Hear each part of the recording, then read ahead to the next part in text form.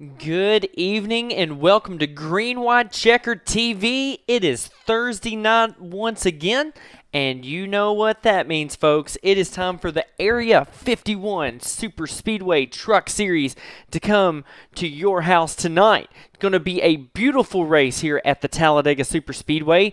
Sunny skies here, and beautiful 69 degrees, perfect temperature for racing. Alongside me tonight is Gael Brooks, the boss man, the man, the myth, the legend, right? He is with us in the booth tonight. Not getting on track like he's done the past couple weeks, but hey, we'll have some fresh insight on how these guys race. So Gael, what are some things you're expecting to see tonight after you've been on track with these guys a few weeks? I expect to see aggressive racing, honestly. I said, talked about everything widening out, and I say, selfishly, I'm a little bummed I'm not going to be out on track tonight, but I say, if my options are racing or being up in the booth with you, it's hard to choose between the two, I won't lie. So, really, really appreciate Andrew hopping on for a couple races. I know he's been having fun, and he's been doing a great job as well. But, yeah, I think these guys are going to be going after it here. Unfortunately, it's seeing one of our playoff guys not in the field this evening. That's going to be that 99 of Robert Duvendak. We'll talk about him tonight. But yeah, there's no fuel drama. Basically, these guys, they know it's a 3-stop race. They can go about 22, I believe it is, laps per tank roughly. If they're stretching it, I want to say they might be able to go a little less if they're leading the hallway. So a little smaller field, just under 20 tonight. So I think we'll definitely see some strategies, because the two that I'll be watching very closely tonight are going to be that 2 of Brian Wing, 25 of Kevin Freeze. They have been putting on a clinic and getting in and out of pit road and breaking the gap to the rest of the field and not relinquishing it. So those are going to be two that will be very interesting to watch tonight. Absolutely going to be interesting to see. And something else we're going to have to watch tonight is our playoff chase here. We need to see where these guys are at in the points. Standings are up on your screen now. Remember, your top 8 highlighted in green to separate them from the rest of the field. We put the other guys in there because some of them are racing for that 9th position, Gael, and it's pretty close there too. But at the top of your championship standings after a victory last week is Kevin Freeze there in the 25. Vicente Guerrero, though, in second, but already Kevin's got a pretty decent point lead. They're about 9 points ahead, but that could easily be erased here at the big bad Talladega Superspeedway. Gabe Butler, who's dominated the season, in third right now. Dean Wilkinson, 4th. Jay Hilliard, 5th. Robert Duvendak, not here tonight. Going to probably see him fall down to that 8th position because of that. No more drop weeks once you're in the playoffs. He'll fall down to the 8th spot, but in 7th and 8th currently is Robert Rock and J.D. Crow. And J.D. did not have a great race last week. A lot of unfortunate events kind of hindering him, but probably looking for a rebound here tonight. We've seen it already this season, Gael. He's had great success at Talladega. Yeah, he really has, and exactly what you said about the bonus points for Kevin Freeze with the 9-point lead. He didn't max out all the bonus points he could. However, he did get 6 bonus points. Of course, the big one being an incident-free race, and there was actually only a couple drivers that were incident-free last week. Kevin Freeze being one, Brian Wing, and Gabe Butler. But notably for Gabe, of course, finishing outside the top 5 in the 8th position. So that's what dropped him back a little bit off of Kevin. Everybody else had an incident point somewhere throughout the race. So that's why Vicente is actually 9 out instead of the 6 out, because he actually had 1 incident point.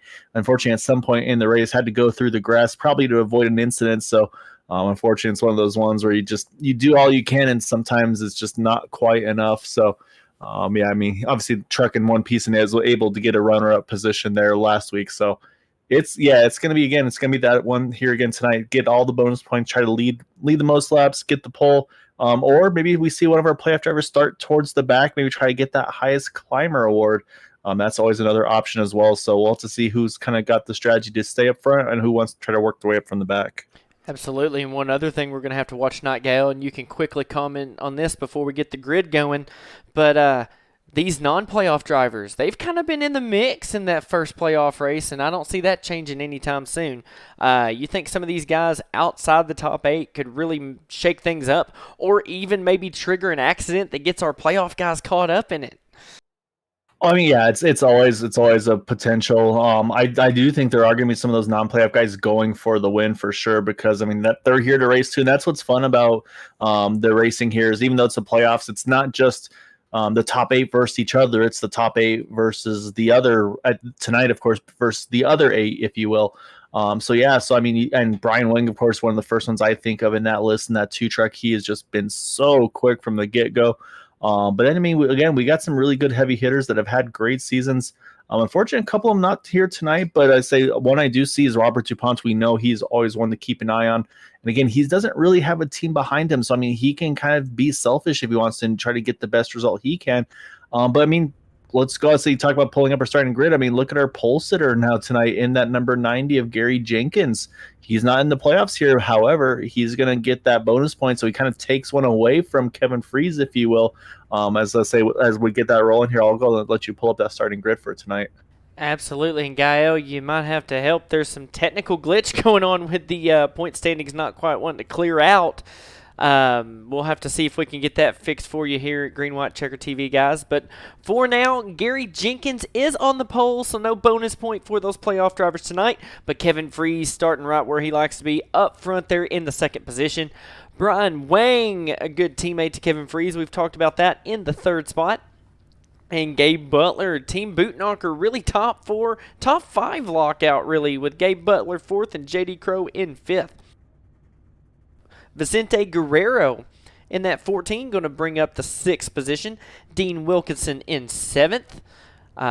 Eric Laurie is in the eighth spot. Robert DuPont had some successful runs this season, just didn't quite make the playoffs, though. He'll be starting in that ninth spot, and rounding out your top 10 is Robert Rock. Jay Hilliard, playoff driver there in the 11th spot. Robert Jordan in 12th.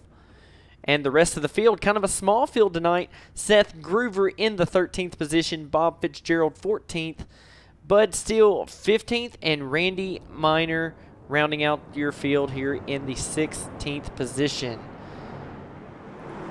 That is your starting grid. And Gael, you think I might need to bring this back up to see if I can reset that little technical glitch we got? Yeah, maybe try to close and reopen that SDK, because I'll say it's kind of the IT one when all else fails. Close and reopen and see if things come back the way they're supposed to be. But yeah, like I said, 16 trucks tonight. All 16 are on the grid here tonight, so that is always great news to see. But yeah, looking forward to it. And like I said, Seth Groover, another one, didn't qualify tonight, but will be one to watch in that O2 machine. So look forward to see. I don't know if he's got any official partnership this evening. Looking around, I always try to spy on him on Discord, see if he's got anybody tagged on. And it looks like he's kind of on his own here as well, at least unofficially in that O2 truck. I'm peeking around. I see a number of single truck groups in Discord with Bud Steele, Robert DuPont, Vicente Guerrero, and Robert Jordan. So there's a number of guys that aren't really tagged on with one another here. So maybe a few groups are having to try to find someone to tag together. And I'll say, speaking of which, actually, Seth Groover pulling off onto the apron on the backstretch. Maybe trying to get something squared away. Now he gets the gear rolling, getting back up into the field. But yeah, trying to get something squared away there in that O2 truck. So before we get the green here, Gael, and we did get that technical glitch fixed, so learning on the fly here at the end of this season. But as we get ready to take the green, we have a really small field compared to what we've seen all season long, and we know how important that draft is with only 16 trucks. How do you think the drafting is going to be tonight? Do you think they're going to kind of get single file and ride around most of this race, or are they going to be able to produce the three-wide action we're used to seeing here at Talladega?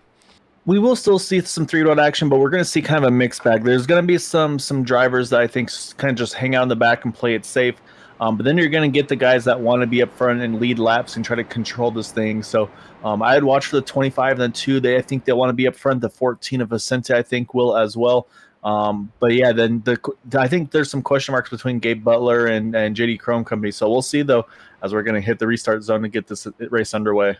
Absolutely. You're here ready for the action. The green flag is out, and the Area 51 Superspeedway Truck Series playoffs are back underway here at Talladega Superspeedway. Side by side, the 90 of Gary Jenkins leads them down into turn 1, but Kevin Freeze and Gabe Butler are hooked up on that outside. Both of the front rows, though, have really strong pushers here at the front of the field.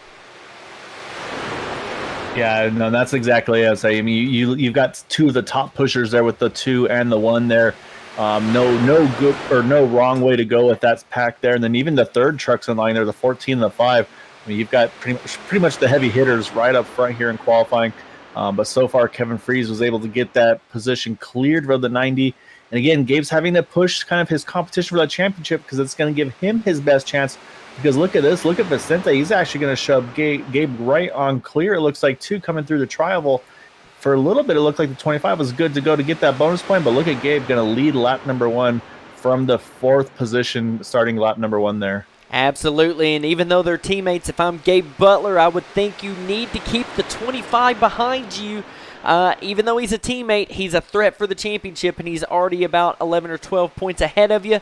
1 bonus point to get on him is going to be best. But look at the 90. Not going to work there with his teammates. Going to pull in front of Vicente. Even though he's not in the playoffs, he wants to come and lead this race. He wants to come and win one of these races. Got a beautiful Miller Lite scheme on that truck, along with Vicente Guerrero pushing in that mellow yellow truck. A lot of beautiful paints out here tonight, but these guys already trying to make it 2 and 3 wide there toward the back. But a small pack, they got to be careful not to lose that draft, Gael. Yeah, so far so good. Looks everybody's nice and tight in this main pack, and right now don't really see that kind of that straggler in the back or anything like that. So these guys are all pretty content to be going 2 and 3 wide right now. I say Bud Steele's kind of dropped just a little bit back in that 6 machine. Randy Miner in the 101 as well. They're the first 2 that have really kind of fallen back a little bit, but really, like I said, not much at all. Say when you're the last truck, though, like that 6 of Bud Steele, is you do have to be a little careful not to fall back too far, because it's without that extra little shove, it's always a little bit sketchy to not get that push need back to the front. So he's definitely safe where he is, but I like what we're seeing from these guys.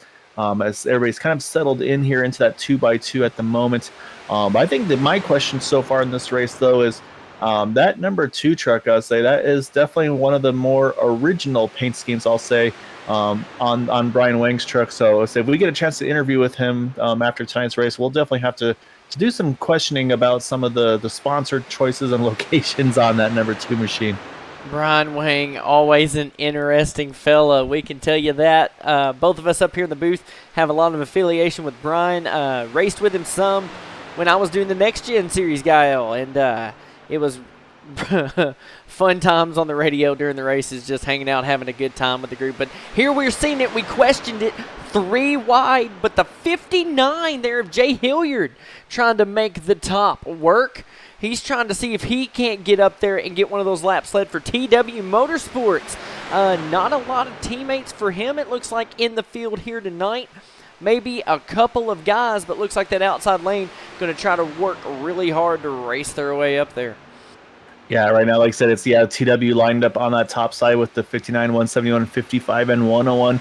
And yeah, I mean, and that's the thing is, like I said, there's a little bit of shifting around. So I think some of those guys, again, they've got a couple playoff drivers in this group there, like you said, with the 59, the 171, and the 55. So it's in their best interest to try to get those teammates lined up with them. So yeah, so it's a good job by these guys to get hooked up. So like I said, you've got teammates lined up on the very top with TW, and then it's kind of a mishmash really on the inside and middle lanes, although it's kind of boot knocker A, boot knocker B, or however you want to organize it on the inside line there, with the 1, the 25, the 2, and the 5. Right now they're kind of split up in rooms a little bit. It looks like it's Gabe, Eric, Gary, and JD together, and then Kevin Freeze, Brian Wang working together as well. So yeah, so it's kind of 4 and 1, 2 in the other, and like I said, we know how well those 2 are in that 25 and the 2 truck. So once we get to pit stop time, that's going to be, again, I think that's going to be the potential make or break part of this race, because that's exactly what it was for us when I was on the track with these guys. If you didn't get a good pit stop, if you entered the pit lane just a little bit too far back from the field, it was all you were worth to try to catch back up to that lead draft. So mistakes are going to be the key here tonight. They need to minimize any mistakes and just basically nail those pit stops, nail the in laps and out laps. Maybe a little aggressive on the strategy as well. Maybe try to basically run this race as if it's going to be 78 laps and don't even think about green, white checkers. Absolutely. Looks like tonight's race is going to be a night of attrition, and that doesn't mean just making your truck survive on track, but making sure your pit stops are flawless. With less trucks in the field, Gael, I would imagine green flag pit stops, if we have those tonight, are going to be more critical than ever, because if you had a bad pit stop and you pitted from up front, you could at least pull into some of the guys that were behind you and still have drafting buddies. With only 16 trucks in the field tonight, I'm afraid if you have a bad stop, it's almost going to be game over for you. So we've got playoff guys that we're really going to have to watch, and if you look, they're sprinkled all through the field. A guy that was pushing up front now finds himself in the back there in the 13th spot, as you see the ticker on the left changing. By the way, folks at home, as you're watching this race tonight, all 16 drivers are listed on the left side of your screen, and the playoff drivers are highlighted in green, so you can see where your favorite driver is at here tonight. So definitely got them mixed all through the field. Got them at the very front and got them at the very back. But it is a battle up front. You see the ticker going crazy. All these position changes. And a driver we haven't talked about tonight, Gael. He's not in the playoffs, but he is one fast guy and a threat to win here tonight. As he moves to the outside, it is Seth Groover in the 0-2, trying to get a big run and get that third lane going. Here he comes, trying to make it to the front. Yeah, and big move is exactly that. It's like these guys are doing what the actual NASCAR drivers do. He waited, saw the run that the 59 was about to have, and jumped right in front of him at the exact moment that he needed to get, basically to maximize the push, really. And that's pretty much propelled him now to the second round, just about to get to the outside of that 90 of Gary Jenkins to try to get to the front there. And that's what Jay Hillard's going to want to do. He's going to want to push the 0-2 to the front, get him cleared on down, and that way maybe the momentum will shift back to him, because he's got a great pusher as well now with that 14 of Vicente Guerrero. So there's a lot of good drivers in here, and you can see now they are 3x3. It looks like about 4, almost 5 rows deep right now. I'd say the two that are maybe playing a little bit safe, I'd say, would be Bob Fitzgerald in the 08. It really just Bob in the 08 car. Truck, I should say, just kind of cruising just far enough back here, just making sure that he's in a safe place should anything happen. Yeah, these guys they're not going to just sit and ride. It's like I said, the fuel mileage is out of the question. They know it's going to be a 3-stop race no matter what, so they're going to do what they do best, and that's push, push, push. Absolutely. And you talk about fuel mileage, Gael, I've got to ask, you've been in these trucks.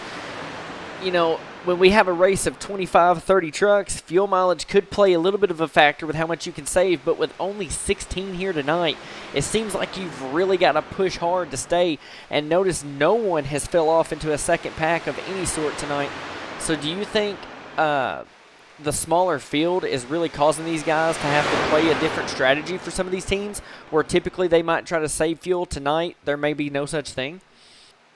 Yeah, I do think that the strategy changes a little bit with a smaller field, and I also think there's going to be less strategy involved, where it's going to be basically once one acts, the second group is going to have to react. So, like, let's say that the 1, the 25, and 2, and such, the boot knockers lineup, let's say they pit early, coming to lap, let's say 20. I'm just going to give a rough number.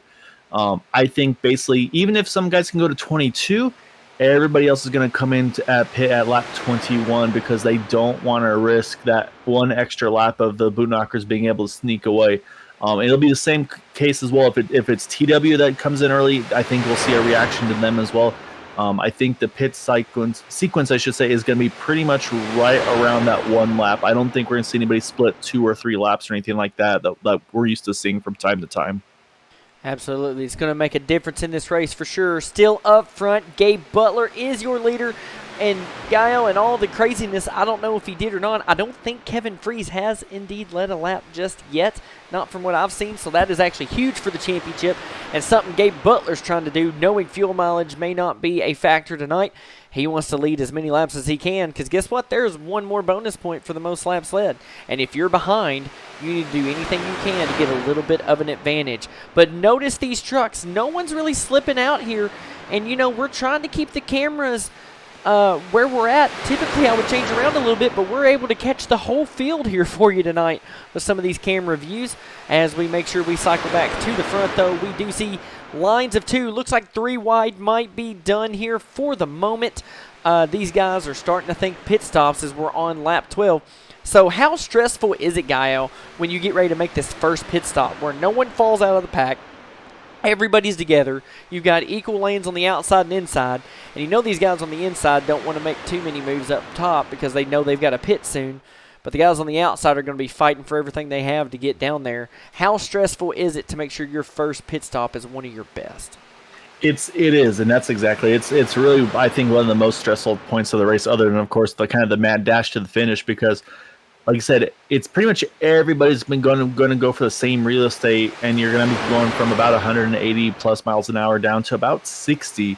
And basically you want to do it in obviously in as short of a span as you can. So I mean, you're trying to hustle that truck on the pit road as quick as you can, but then you're also having to watch. Okay, well, wait, where's this truck in front of me going to go? Okay, where's he going in reaction to the other truck? You're watching in front of you. You're watching your mirrors. And you're trying to watch your speed as well, because they're just your eyes are almost in three different places at the same time, and it's very, very nerve wracking, because you know how much is on the line if you make any little mistake. And of course, these guys they've kind of all mastered. Okay, what settings do we need to do to make the quickest pit stops? We take left sides, right sides, no tires. They've all got it kind of pretty much dialed down to a science with these things. So. And that's the thing too, is once you get onto pit road, your job's not done. Then you still have to make sure you get onto your pit stall quickly, but still cleanly as well. Because I mean, you could try to hustle it into your stall, but if you overshoot it, you grab reverse, you're gonna lose the draft. And that's always been one of my really shortcomings, is I'm just not good about getting into my pit stall as aggressively as some of these guys are able to. So, yeah, and like I said, we're about there. We're over halfway through the field run here, probably pitting another 6 laps, I would say. So yeah, so it's about to be feeding time for these guys. Absolutely. The way these guys have been running here at the start, and I'm going to sound like a broken record here, but the smaller field size really does dictate how field strategy runs here tonight. Definitely going to see these guys not able to run maybe that 21st or 22nd lap that they typically could, just because everybody's having to push so hard to stay with this pack. Because if you try to save too much, you could easily fall off this draft, and we've seen already this season, you fall out of a draft in these trucks, and it is a big task to try to get caught back up. But everybody in it so far, maybe we can go through here and try to highlight before the pit stop some of our playoff guys and where they are running. So right there in the first position is Gabe Butler, and he's got the teammate of Kevin Freeze right there. They're just trying to control this race with some of their teammates that are not in the playoffs, looking like a team boot knocker top 5. But right here, as we go a little bit farther back in the 6th position, we do have Vicente Guerrero there, third truck on the outside lane. Went to the back for a little bit, but easily made his way to the front. So passing, not a problem here with this smaller field size tonight.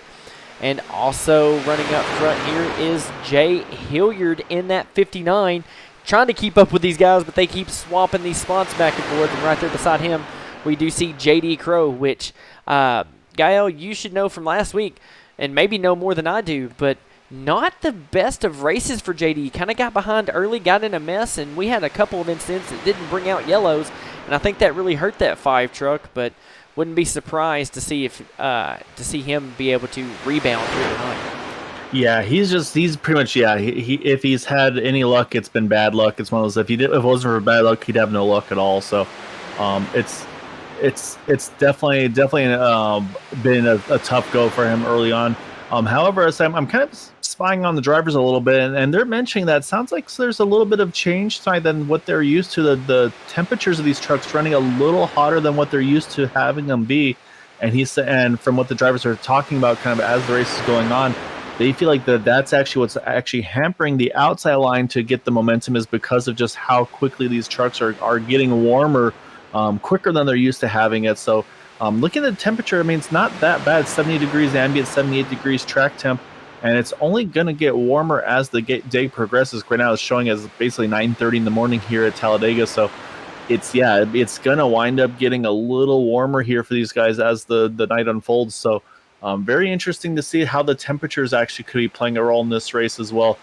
Some questions, maybe it was due to the updated build in iRacing or what's going on. So say it's not all kind of status quo. Every week something could change with these trucks, and right now it looks like the weather is one that they're looking at.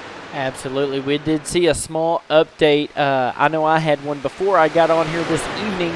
Don't exactly know if it was yesterday or today that it came out, but definitely had an update for the service, and I was too busy trying to get on here, Gael, for the broadcast, but trucks definitely could have been in that update and just tweak something a little bit, that maybe adjusting the temperatures a little bit may make pushing interesting toward the end.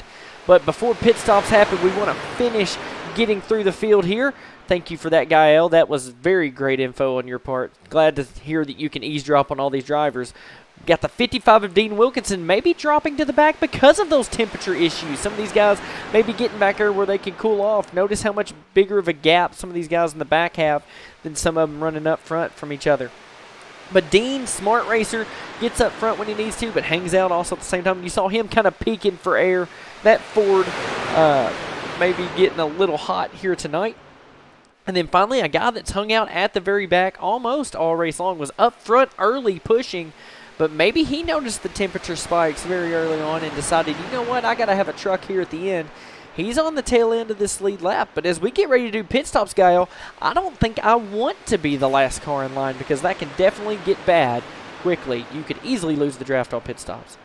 Yeah, exactly right. I mean, I've been there, done that, where I pitted towards the back of the field and did lose the main draft. So, and that was with the bigger field as well. So yeah, so you're exactly right. The one thing I do have that could go in these guys' favors for pitting is that maybe if they had been saving fuel this whole run, this first pit stop, they can maybe put a little bit less fuel in these trucks potentially to basically get them to the full. So like, let's say Gabe Butler, he probably has to fill that thing to the brim because he's been leading this whole race. Whereas somebody that's been running mid-pack, maybe just part throttle for a good chunk of it, he might be able to save about a gallon of fuel. Doesn't have to put that extra gallon in there because he's already been saving it. So we'll see here, but I think we're about to see a very busy pit road. Some drivers are already calling out they're going to be heading in this time. So I think, like I said, we might see a full field hitting pit road this time around. Could easily happen. Here they go, pulling off of the racing surface. Every single truck trying to make it down to pit lane, trying to get in there and get woed up quickly. These guys starting to make their way down. Look at them, 2 and 3 wide. Got to find your pit stall and got to maximize this stop, Gael. If not, these guys could lose the draft and make a long night ahead of them. But we see the one of Gabe Butler. We're focused on him as he comes into his stall, gets it stopped. Ooh, has to back up just a little bit. That could be huge, Gael. Yeah, I overshoots his pit stall just a little bit. And again, we talked about he's the one that was pretty much probably the lightest on fuel at the end there. So we'll have to see how quick he gets out because there's the 5 and the 25, or 2 and the 25. They're going. Now Gabe's going again. So yeah, so it's going to be, he's going to lose a lot of track position out of that. But so far, it looks like everybody's in and out cleanly. Everybody's trying to squeeze their way in, trying to find the gaps to kind of fill in here. And it looks like, there's a couple trucks that have really kind of got hurt out of this. Looks like Bob Fitzgerald, Jay Hilliard, while the rest of the field starts to build back up speed here through the 1 and 2 on the apron.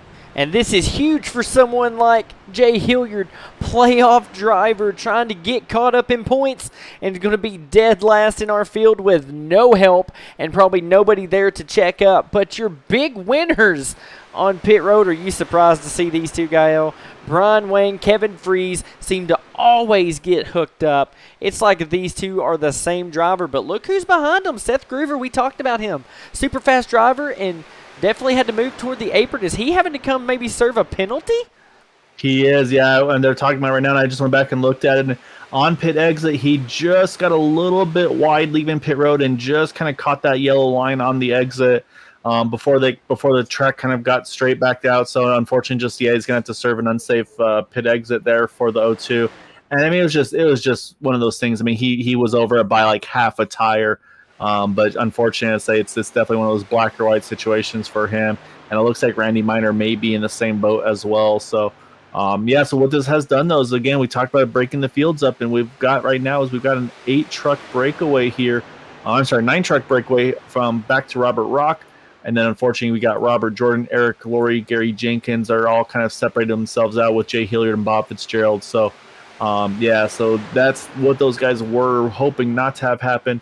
As here come those 2 trucks out of pit road, Seth Gruber, Randy Miner, so they will fall 1 lap down here. So we talked about mistakes on pit road, and unfortunately, kind of a couple of trucks getting caught up, and obviously the worst off being the 15th and 16th of Seth Gruber, Randy Miner, and then from 10th on back of Robert Jordan, Eric Laurie, Gary Jenkins, Jay Hilliard, and Bob Fitzgerald. So that's how quick these things happen, but we got lots of racing to go, so this is where you just got to kind of grind it out now and just try to see if you can get some sort of a break to get back into it. But the big change right now is, let's say, Gabe Butler leading going into pit road comes out in 5th. And now it's going to be Brian Wayne taking over control of this thing. Absolutely. And as those guys are up front running their race, looks like we do see here that Jay Hilliard did find some friends out here, and we've seen it, Guile. You've been in those races. 2 or 3 trucks can make better lap time than 8, 9, and even 10 trucks. So I wouldn't count Jay Hilliard out just yet. He might have the perfect amount of trucks to be able to make it to the front, and we know how fast the 08 and the 90 trucks are here tonight. But a little bit of parity here. Look at this, a Ford, a Toyota, and a Chevrolet all in a 3-car draft. Don't see that every day where they're just partnered up like that, but definitely trying to make time. But that 08 is probably going to need to get closer. But as we go back up front here, we do see Brian Wang is your leader there for Team Bootknocker Esports. And sorry about the glitch on the left side of the screen. I guess iRacing Live Timing is having a few issues tonight. Just trying to say Brian Wang is in pit road, but he is certainly not. He is leading this field with Kevin Freeze in second, Robert DuPont third, Vicente Guerrero solid in fourth, and Gabe Butler, you talked about his pit road troubles. It doesn't sound like it's bad being in fifth, but man, he was controlling this thing, and now you got other drivers trying to take that bonus point away from him. Yeah, and that's exactly it, is the fact that now he was in a good spot. If he was able to lead out of pit road, he could just be kind of racking up those bonus points, or I should say laps again, to get the most laps led. I'll say now it's Brian Wang that's kind of stealing those laps away from him now. But you're talking about the packs of groups, maybe be able to run some good lap times. I agree with you to an extent, but the problem is the 2 trucks leading this front group. It's once again the 2 and the 25. And when those 2 get hooked up together, they are near impossible to get around. Those, like I said, those are 2 of the quickest trucks.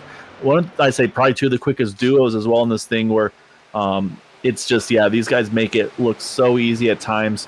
But I got to give a shout out to Robert DuPont. He's been really getting better and better every season, every year. Got obviously the big win a few weeks back, and now, again, great pit stop for him. Rolls now out in 3rd position. And so he can let these guys, let them do the dirty work. You can see he's staying about a half a truck away from them, just probably saving a little bit of fuel, knowing, hey, I got 2 more stops to go in this thing. So I think we're going to see these guys probably bide their time for a little bit here now.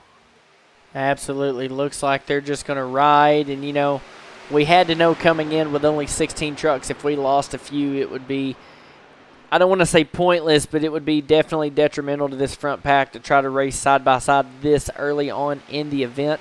So we've just got a few trucks out here running single file. But Gael, you know what's always nice to do here? It's always nice to hear these trucks and the engines roar. Why don't we give it a lap or 2 and let's crank it up?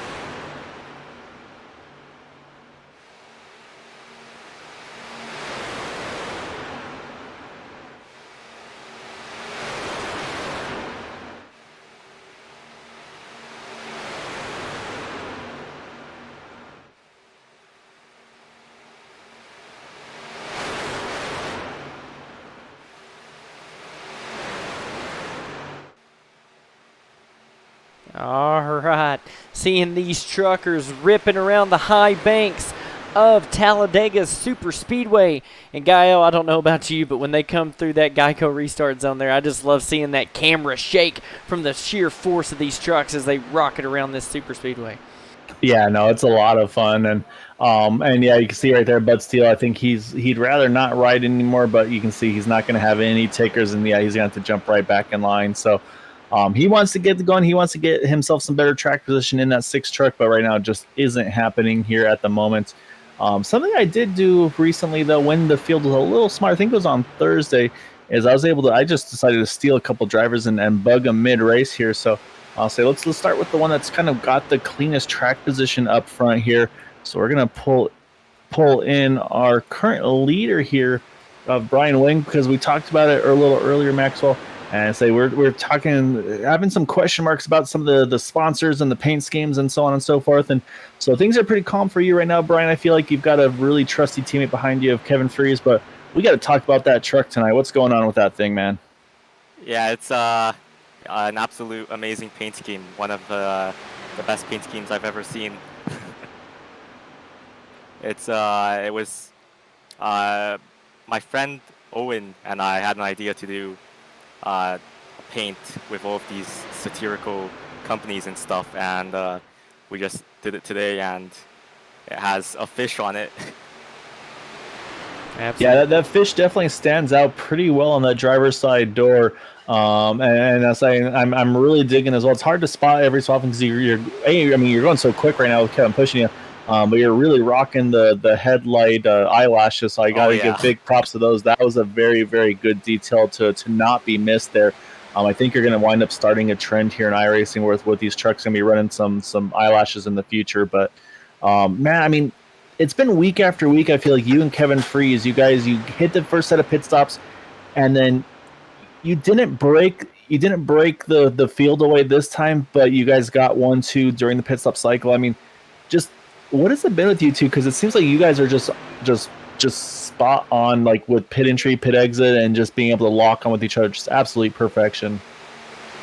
Yeah, well, today I think Gabe would have gone in front of us, probably behind Kevin, or second place, while we would be first and third. But Gabe actually missed his box a little bit, and he lost about like half a second, because he had to reverse. So yeah, we were kind of lucky today to get 1-2 out of the pits, and yeah, we just every pit stop we just go in as aggressive as we can, but obviously there's a limit, and we don't want to risk speeding or anything. So yeah. Absolutely. Well, Brian, it's looking to get a little bit busy out there. Looks like a second lane's trying to form. We might let you get back to your team so y'all can plan out how you want to handle that run. So thank you for talking to us and look forward to hearing from you later on in this event. All right, thanks. All right, that was Brian Wang. And Gael, I hated to cut that interview off, but if you see on our screen, we got that 55 inching up there to the 25 and 2. They're trying to make that outside into a second lane. Yeah, no, I was watching the same thing. I was just about to do the same as well. So the one surprise I have is that the 6 at Bud Steele, I really thought he'd be one that would be rearing to go, because we saw him peak up early saying, hey, I want to get up there. I want to get some track position back. But he kind of stayed put there. He just decided, you know what, I'm going to hang out still in the inside line as things run. And been watching lap times, and I'd say it's not for lack of effort. Those guys further back, they're trying to run as hard as they can. It's been 51.50s for them, but again, unfortunately, that combo up front, those guys are just running blistering times. Again, 51.0s, pretty much lap after lap after lap.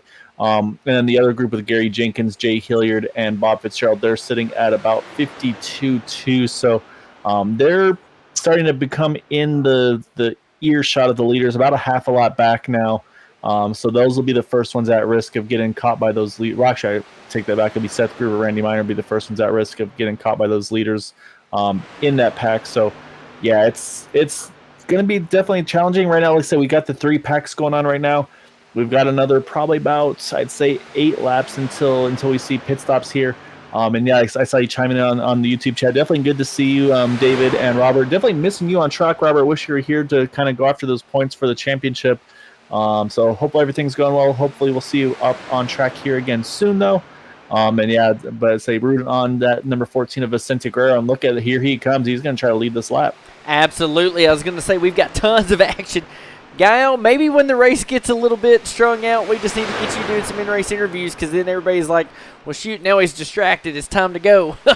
So we do see the 14 of Vicente Guerrero working with Dean Wilkinson. You got to find, friends, where you can find them. 2 green trucks trying to push to the front. Kind of similar looking color schemes there. And man, I love that camera, Gael. That top pan just to see these trucks roaring down the backstretch.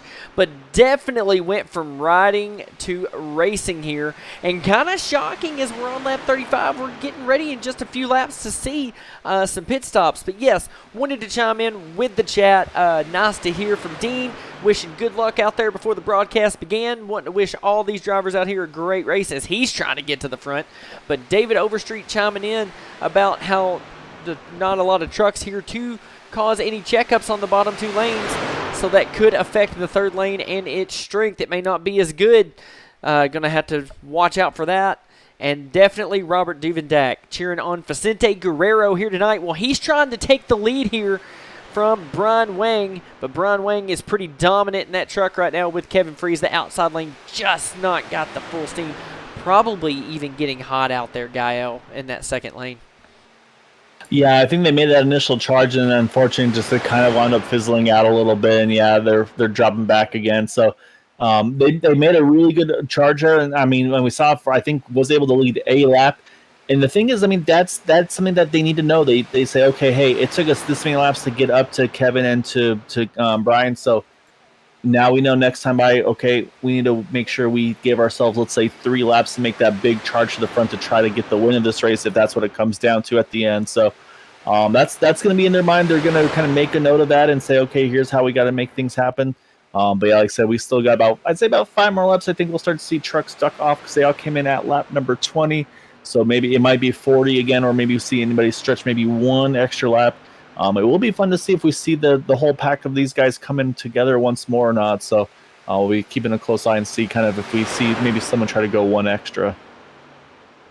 Absolutely. Could definitely see that here tonight. But these guys getting close to pit stops, and we do see that outside lane maybe surging ahead yet again. Gael, do you think as this race wears on and we get toward the end when the racing's really going to get tight, do you think it's going to come down to maybe who doesn't overheat? We don't really talk about that much this season. These truckers have been able to push pretty well as hard as they want, as we see Seth Groover kind of coming off pit road, hoping not to get yet another penalty, getting close to that yellow line. But, do you think it's going to affect these truckers when it comes down to the end of the race with some of these heating issues we've been hearing about? That's actually a really good point. I think you're right. I think they'll have to kind of readjust when to make the big charge at the end. Usually I feel like these guys have talked about they kind of try to keep it as cool as they can until about 1 to go, and then it's pretty much just try to lock on and push like there's no tomorrow. So it might be hey, we got to actually wait till the backstretch to really make that last lunge to the finish. So we've seen it before. It's been a while, but because these guys are just so good at watching their temps and everything. But we have seen a few times where they push for too long, too hard. You'll see that oil, water in the cars. They'll see that temperature start to spike.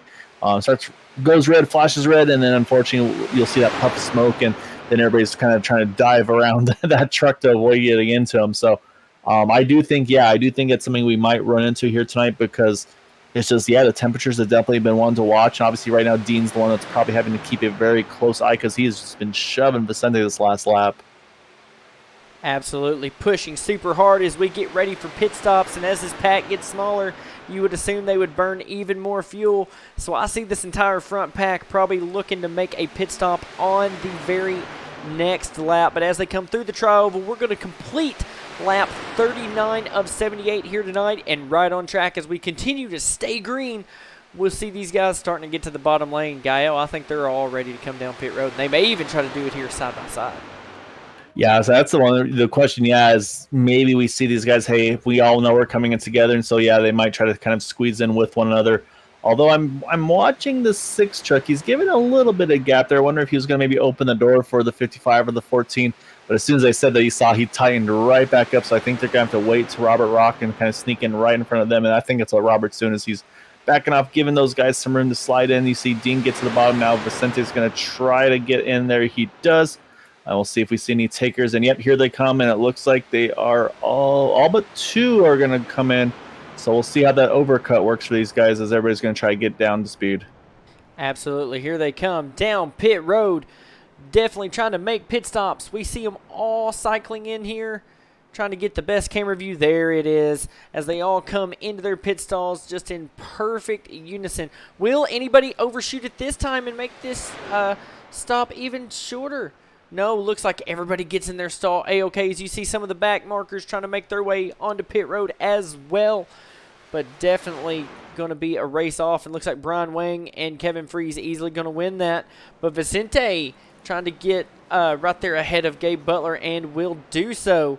All this pack of cars is coming away, coming off of pit road, and definitely going to try to race their way to the end of this one. Here they come off pit road, going to stay single file. And we'll see if any of this other pack comes in. As yes, we do see Bud Steele was the last driver to stay out. He makes his way onto pit road. So now Brian Wang, as they come around the front stretch, will be your leader. But look at all these little separate packs of two. It almost looks like the old days of tandem racing, doesn't it, Gael? Yeah, everybody's kind of like said split up in two, but they're pushing for all they're worth. My concern right now, though, for the 6 of Bud Steele is I thought he had a friend with him on pit road, but he was actually out on his own for that entire lap. So I don't think he's going to have the luck he needs here. He's going to try to grab a gear in that 6 truck. He's rolling off the pit road now, but the field's already coming in through the tribal here at a big rate of speed. So I think that 6 is going to lose the draft, because there goes Brian and Kevin, Vicente, and Gabe. And here come the rest of those guys. He might have a chance to tag onto Dean Wilkinson, but actually I think Dean's going to easily swing by him as well. The only real chance would be for Dean to back his pace down and pick Bud up. So we lose one more truck in this whole pit stop sequence here. Absolutely. And man, I'm watching a little bit further back, because now it's actually splitting up possibly a little more here, as it's a 4 truck break right now, because Robert DuPont is actually starting to fall about a second back off of JD Crow.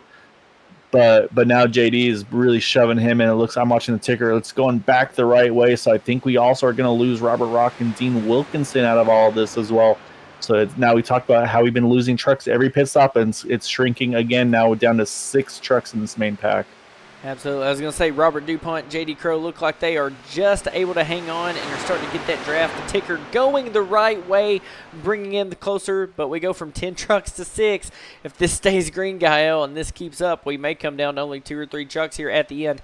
But as we're still green flag coming to the halfway point of this event, we've got a poll out here for you viewers. If you didn't know, we're asking you, as this race plays out, do you think the race will go green, or will we have a yellow to maybe shake things up? Go ahead, we'll leave it open for a few minutes. Get your votes in. We'll close the polling here in just a few minutes, and we'll see what you guys think the rest of this race will look like. Because we've thought it's going to stay green before, but we've seen some crazy things in this, haven't we, Gael? Yeah, we definitely have, and I say I've been kind of the fortunate benefactor of a few of those before as well in my couple race stint I was able to do, where I was able to get there, and then just this okay without a yellow, I'm going to be finishing 10th, 15th or so, and then luckily got the yellow I was hoping for, and got myself back into the pack and was able to kind of make a race of it once again. So. But yeah, right now, I mean, if I'm one of the voters, I'm thinking we're looking pretty green as strung out as this field is right now. Like I said, we've got 6 trucks up front with their breakaway. We got Robert Rock and Dean Wilkinson working together. Unfortunately, kind of Bud Steele's on that island on his own in that 6 truck. At this point, he's got to wait another 18 seconds basically for the duo of Eric Laurie and Robert Jordan to catch up to him. But like I said, he is still a ways ahead of those guys. And then you got to go back a little bit more to this group with Jay Hilliard, Gary Jenkins, and Bob Fitzgerald as well. And Seth Gruber, who pitted a little earlier than those guys. And then you pick up Bob Fitzgerald, who actually I think just got passed by that lead pack here. And I don't think he's going to be able to tag onto the back of them here, unfortunately. That was going to be a good break for him to try to hold on to that main pack, but I feel like he's already too far off the back. And then you see Randy Miner there also kind of off on his own. So it's really strung out here. I'm looking at the timing and scoring, and there's kind of a steady little stream of trucks right now. The biggest pack being the one we're watching, that we're watching just a moment ago with our top 6 in the lead pack here. So it's going to be a chess match. I mean, you got, unfortunately for Vicente and Robert DuPont, they're kind of surrounded by boot knockers here. So I kind of, if we see I don't know if we see this go to the end. I think we'll see the 2 and the 25 partner up. I think we see the 1 and the 5 partner up, and I think just by the numbers, I think that would kind of force the hand of the 14 and the 07 to try to get lined up as well. Absolutely, and I've got our focus back here for just a moment on this group of 3 here with Jay Hilliard, our lowest running playoff driver currently.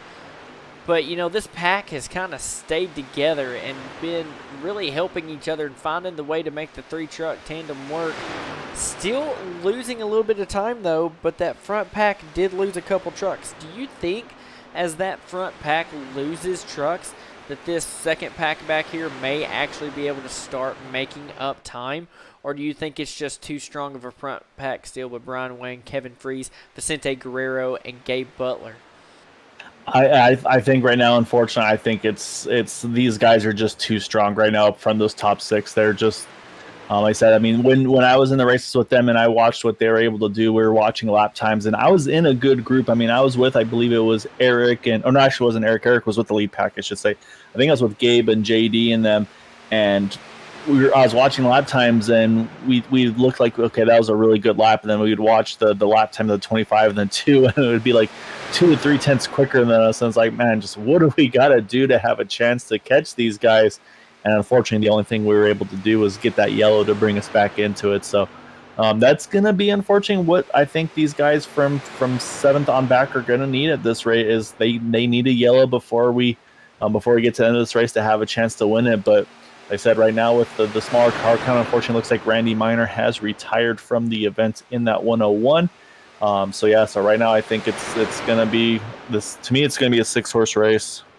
Absolutely, it's looking that way. Without a yellow, this is what it's going to be. And in the 6-horse race, 4 of them are playoff drivers. But with the small field, some of these guys aren't going to lose as many points as you might think they would. Definitely going to try to keep these point standings pretty tight, but not with Kevin Freese being your top runner. He's just going to extend that points lead as long as he's up there. And Brian Wang trying to keep Gabe Butler and company from leading the most laps. He's actually trying to keep that bonus point away from teammates. Are you shocked that last race and this race, that's kind of how it played out, that they would rather push Brian Wang than be in front of him and let him play kind of blocker for him, if you will?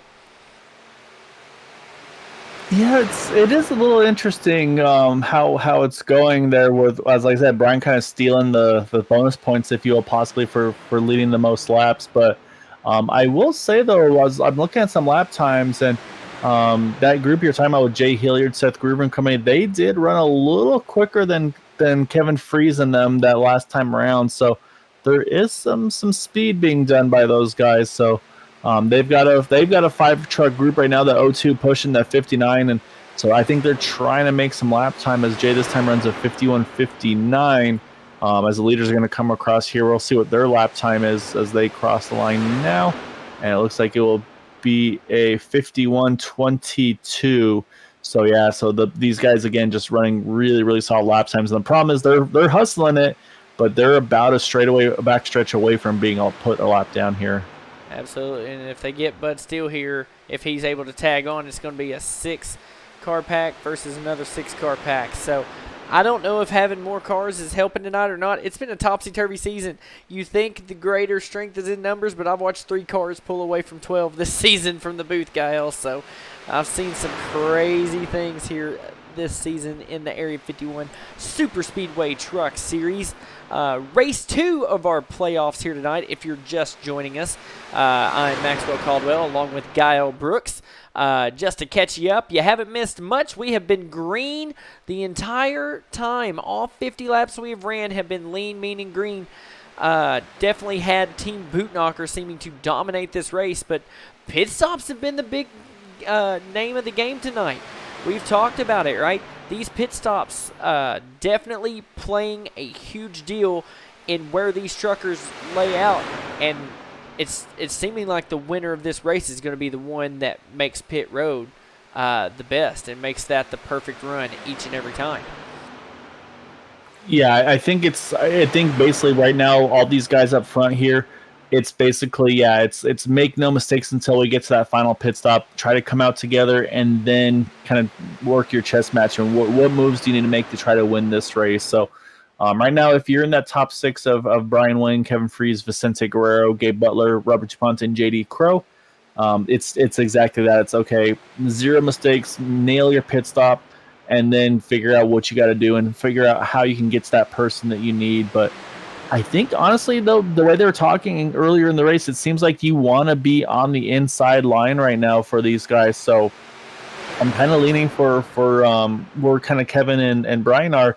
I think if you can nail a pit stop, if you can be that first truck out of pit road and get some in a lineup with you, let's say maybe a Vicente Guerrero or Gabe Butler, that might be your best chance to win this race. If you can get somebody, then a teammate lined up behind you, I think that's going to be. It sounds crazy to think that with a pit stop with 20ish to go that might be the winning move, but we haven't seen some big moves really too much from the second lane, other than the initial start, them getting able to clear down to the bottom. But other than that, it's been pretty much a bottom feeder race thus far with the temperatures and everything the way they've been. Absolutely, and with us being under green flag conditions, I haven't noticed too much, but some of these truckers may not have even took a single set of tires yet. These tires don't tend to wear out too much here at Talladega, but as we come to our final pit stop here in the next few laps, at least the final scheduled one, do you think these guys are going to try to take tires, or are they going to, if they haven't took them yet, are they just going to try to go the whole race on one set? Typically, I've seen as the popular option is to take left side tires because you don't have to run around the truck to get to them. And there's enough time. If it was maybe where you could just throw one can of fuel in it, then I'd say maybe fuel only. But right now, with the fuel of these trucks run is you've pretty much got to run just a bit of a second can of fuel in. So that kind of the unplugging and replugging the second can really slows that pit stop down by about 2 to 3 seconds. So in my mind, I think that's where the left side tires kind of come into play, and it really does allow you to kind of hustle the truck a little bit more on pit exit. Which Talladega maybe not as big of a deal, but at Daytona that pit exit, that apron is very treacherous. So tires actually make a big difference trying to get on off of pit road over there at Daytona. So I think we still will see some left side tires in these trucks on this final pit stop, and probably again about the next 5 laps or so. Absolutely, and as we come by the start finish line here momentarily, we're going to have about 24 laps remaining. Gael, this is when the race always gets interesting. I watch when the ticker changes from counting how many laps out of 78 to just showing us how many there is to go. That's how you know it's getting feeding time and pit stops are drawing near and getting close. But here is your front pack. Quickly, we'll see if we can just go through the field here. Your leader, Brian Wang, there in the 2 for Team Bootnaka Esports. Behind him, the 25 of Kevin Freese, last week's winner, going to try to go for 2 in a row. But someone that really wants to put a stop to the bleeding here is going to be Vicente Guerrero in that 3rd position, in the perfect place to try to pull out and make a move late race in this event. Gabe Butler, series dominator, I'd like to call him. I think you can agree with that, Gael. He is in the 4th position, just kind of like the Jaws theme playing, right? Just biding his time before he gets up there and tries to make his move. In 5th position, though, a guy with a pretty successful season. Finally got that W here this season in the Superspeedway Series, but just kind of missed out on the playoffs by just a little bit. Robert DuPont there running in the 5th position and rounding out this first pack. A guy that didn't have good luck at all last week. Running up here, trying to make some points back up. That is J.D. Crow. Solid contender each and every time we come to Talladega. He is the last car in this pack in 6th. Going a pretty good distance back.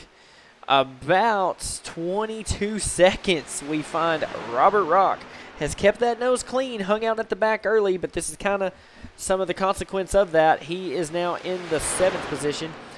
Dean Wilkinson, playoff driver, in 8th position, and one more playoff driver is going to be way back here in this 3rd pack. That is Jay Hilliard in the 9th spot. We're having help here from Gary Jenkins in 10th. Eric Laurie not having the night he was looking for, riding back here in 11th.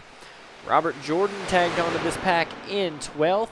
And Bud Steele just Saw him having kind of some pit stops where he didn't get out with the pack, and it's showing he is back here in the 13th position. And your last car on the lead lap, or maybe just about, he is one lap down actually, I'm sorry about that, is the 08 of Bob Fitzgerald. We see 2 laps down is Seth Groover, and he is the last car, I believe, on the speedway. Yeah, Randy Miner has indeed left the sim and is now showing as out. And it's funny, as I click that driver, that finally shows up for us. So, coming back to our leaders here, got to see where we can find them. Here they are on the backstretch and getting ready to probably look at pit stops as we get ready to come to 20 to go, Gael. It's about to get intense quick. Yeah, so they pitted at 20, pitted at 40, so this is coming to lap number 60 right here. So if not this time, probably next time by. So it's pretty quiet in the radio, so I think they might be trying to make those late calls and see if they can kind of catch anybody out or not. And it looks like so far no ticker, so they're going to come across the 20 to go and then probably hit pit road. And yeah, and he mentioned that 6 of Bud Steele, and unfortunately his undoing tonight was just that running that one extra lap. Wound up running that full lap by himself, and at that point, I mean, you're out of luck without something drastically happening for you. So, like I said, unfortunately, from 7th on back, these guys, they need a yellow to get back into this race. But like I said, right now, the way everything is split up here, it's got that green look to it. So we'll see. But obviously, the pit stops are where things could make a big change here as we approach this final stop. Absolutely, and you see me cycling through these drivers just to make sure that we don't have one of these far back groups trying to stretch it by coming in a lap earlier than the leaders. But it looks like they're all on the game plan, and there are the leaders right there behind them. Look how close they are to that pack. They're going to stay out another lap, Gael. Maybe been saving fuel this run with that big lead. They're thinking green, white, checkered, so maybe we will have a yellow. Our race poll says that everyone thinks we're going to stay lean, mean, and green. But hey, some of these drivers up front, they're preparing for a green, white, checkered. They're thinking, hey, we've seen this before. Yellow could come at any time. Yeah, definitely worth the shot. I mean, you just never know. But another thing too is, like you said, they're starting to just about sniff some draft of that group in front of them, and that's going to help their pace increase. And so that's always tempting for those guys as well. It's like, hey, if I can go a little further, I can steal a little draft, pull a little bit, make a faster lap, and kind of just separate ourselves even more from the rest of the field. So I feel like I see a lot of movement going around in this pack. I feel like, yeah, here they come. They're all going to make that late duck off onto pit road. And it looks like they're all coming together. So now it's just got to get those trucks woed down. And that was close for Bob Fitzgerald, but I think he got in clean. Absolutely. It's always scary when you see those brake lockups as they come to pit road. Now here's the big thing. If you're in this front pack, you cannot miss pit road. There's a great view of that fish Brian told us about earlier. But got to get in the stalls. Bob Fitzgerald. Oh, Bob Fitzgerald trying to see where he is here. And he had to completely back. Sorry, not Bob Fitzgerald. I'm sorry, Robert Dupont. He completely missed his pit stall, had to back it up. And it looks like these guys are going to hold status quo here on pit exit with those top 4. And that's going to drop Robert Dupont off of that pack, I believe, and Gael. JD Crow, yeah. So it's now 4 trucks remaining. Oh, yeah, they're a really good ways back. How interesting is this race going to be playing out if we get only 4 trucks? I mean, the 14's almost going to have to commit to the 1, you would think, to put a race up. But you have 3 teammates versus Vicente. He's all by himself. So what do you think the strategy might be for the 14 here as we come around to grab 17 to go at the line? I mean, I think if you're Vicente, you got to think championship, and so I think you got to get around that 25 of Kevin Freeze, because right now Kevin, again, he's got the 9-point lead over the rest of the guys. So Vicente is second in points by 9. Gabe Butler third in points, 11 out of the lead. So I think the 14-11, they're going to have, like I said, they're going to have to work together to try to drop the 25 to at least try to finish ahead of them to get some bonus points right now. I'm going to say Brian Wing probably has locked up the bonus points for the most laps led, because after that first set of pit stops, that 2 truck's been out in command for this race. And yeah, look at them as they come out of pit road. They're about to put that group from Eric Laurie on up there to Jay Hilliard a lap down. So they're about to lap up into that top 10 here. But you can see, though, they're starting to jump around here to try to find some positions. And this could change the battle for the win as well. because now it's not just about the leaders. It's going to be also be about these lap trucks that will be fighting for the lucky dog, but they also can maybe try to push a different line instead of the group that, like I said, those 4 trucks. So this just took a bit of a turn. Absolutely. Was not even thinking about them catching that pack right there before pit stops, but you're right, Gael. And we saw this, I believe it was last week or the week before. We saw lap trucks play a big factor in who won the race because they were definitely pushing hard for that lucky dog position, but also trying to push different drivers up to the front. And I don't think there was a lead lap driver that didn't have a lapped car pushing them at one point. So definitely could change things. And this, honestly, who I think this helps more than anyone, Gael, is Vicente Guerrero there in the 14. I believe that's the guy that's going to be the big benefactor because these other guys know he's got speed. And look, Vicente makes the move, getting ready to make that outside lane work, and he's going to have help. It is now going to be a race for the lead, it looks like, coming to 15 laps to go in the event. Gael, we thought we were going to ride in a single file line. This is hopefully where the race really begins. Yeah, no, and yeah, so you called in Vicente, like you said, immediately. He's like, well, hey, this is my chance because now you got 3 boot knockers lined up on the inside. You've got Vicente getting help from the 59 and the 74 here. So yeah, so this is Vicente's opportunity. I'm a little surprised though that further back though the 90 of Gary Jenkins, the 071 Eric Laurie, they kind of fell off the back there. I really thought they would tag on to him. Same goes for the 6 of Bud Steele. They're just maybe in touch where they can make something happen. But right now, those 3 trucks on the inside line, though, are going to prove that they're going to be very difficult to find a way to get around. Absolutely. I don't think the 90 and the 071 are quite out just yet. I think they're just kind of hanging back, thinking that there could be a yellow here. I mean, your 4 leaders are fast, but these top 3 have been in a couple of different incidents when it comes to the end of this race. Gabe Butler's really kind of who I like to call your cleanest driver as far as incident points this season that's in this front pack. So you know the 25 and the 14 have a little history. I think they race pretty clean around each other, but they have definitely been in battles for the lead multiple times this season and kind of got tangled up when it comes to the checkered flag. So definitely don't know where you want to be, but I don't know that I like being where Gabe Butler is, stuck on the bottom in 3rd. No real choice but to just ride there, and, you know, that's not going to help him get any points on that 25 either. No, and that's exactly it. Is right now Gabe's kind of in the worst spot that he could be in because he's behind the 25 and now he's behind the 14 as well. And those are the 2 trucks ahead of him in the championship. So really, Gabe needs to be the one to try to see if he can find a way to push his way forward. But again, I mean, he's between a rock and a hard place because you want to, of course, get the best result you can, but at the same time, too, I mean, you still want to stay somewhat loyal to your teammates. However, I'm watching creeping into the picture just a little bit here. That 90 of the 071, though, Gary Jenkins, Eric Laurie. Maybe Gabe could roll back a little bit, pick those 2 trucks up, and maybe try to make the 3rd lane happen with those guys. I mean, yeah, they're a lap down, but they're teammates, so that could be an option as well for that 1 truck. Absolutely, and we see the 90 and the 071 of Eric Laurie have caught up like I thought they would. You brought it up, and now we have a pack racing not only for lucky dogs, not only for position. You got to remember, some of these lap down cars, like Jay Hilliard, he's in the playoffs. This matters. And if this big pack can catch Robert Rock and Dean Wilkinson, then that's 2 more positions he's got. So that's definitely huge. But as we come down the backstretch, getting ready to start 11 laps to go at the line, we see this race has now gotten interesting with lapped vehicles and lead lap trucks, and it's definitely shaking things up. Folks at home, if you are in the chat, let us hear you tonight.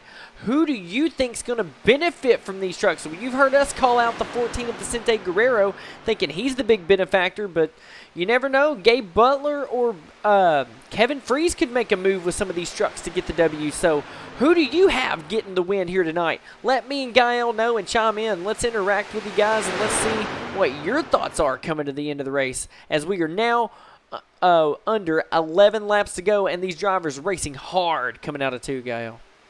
Yeah, and the other thing is, I say we're not just watching the battle for the lead and for the win. We're also watching the lucky dog battle because right now it's been pretty much neck and neck between the 90 of Gary Jenkins and the 59 of Jay Hilliard, like you had talked about. Because if we get a yellow, that 59 of Jay Hilliard, he wants to be in front of that 90 because, like I said, he's in the playoffs, so he could get that full lap back and be right in the mix for this win here tonight as well. So it's like I said, he's still got something to fight for here, and watching, like I said, watching lap times as well. They are lapping a fair bit quicker than some of those guys behind them. So right now they're still about 20 seconds. It looks like away about a full straightaway, a full backstretch, and then some actually behind Dean Wilkinson and Robert Rock. And they've actually got the 08 of Bob Fitzgerald and the 02 of Seth Griever along with them. So their pace isn't too bad. The two that are really hurting right now are the 5 and the 07 of JD Crow, Robert Dupont. They're running about 2 seconds or more a lap slower with just the two of them. So they might actually get caught by Robert Rock and Dean Wilkinson before we get to the end of this race. Absolutely, that could shake things up as we go back to the front of the pack, though. 4x4, side by side. Don't think you have enough trucks to see any 3-wide action. I say that, but with about 3 or 2 to go, we might be surprised there. But definitely these guys running up front, putting on a race. We see Gabe Butler made the move in front of Vicente. It was just a matter of time. I think Brian Wang has got that bonus point for the most laps led. So definitely not going to get that, but he is definitely wanting to go ahead and get that track position now. I'm going to think it's valuable here at the end. And as we look in our chat, as we watch this battle for the lead, we see David Overstreet chiming into chat, Gaio. He says that he's going to say the 2 truck is in a good spot. Didn't want to commit to another night through this week. He didn't want to have to commit with so many leagues and things going on, David. You're missing out here, but man, look at these guys running. He's got that 2 truck, Gael. Who do you think's going to pull this off tonight? Well, I mean, I was talking about Gabe maybe being committed to his teammates, and I say he's proven me wrong. He's jumped up front. He's got a great pusher with Vicente Guerrero. So, I mean, I think this is his best chance to try to win this race, or at least get around the 25. Like I said, to at least grab a couple points over that 25. So, I mean, based on what we're seeing right now, I'm going to say, yeah, the obviously if the 2 is picked, I'm going to have to go with the 1 there. Say I'm stretching far, obviously, picking Gabe Butler. But, I mean, right now, like I said, with the size of the field that we've got in this main pack right now, I don't think, like I said, we got 4 rows deep. So, I think this is pretty much what it's going to have to be. I think Kevin is kind of pinned here behind that 2 truck of Brian Wang, to the end. My pick, I keep watching this driver since the drop of the green for race 1. He's been so close so many times. I think one of these races he's going to pull it off, but he's going to have to get ahead of Gabe Butler to do it.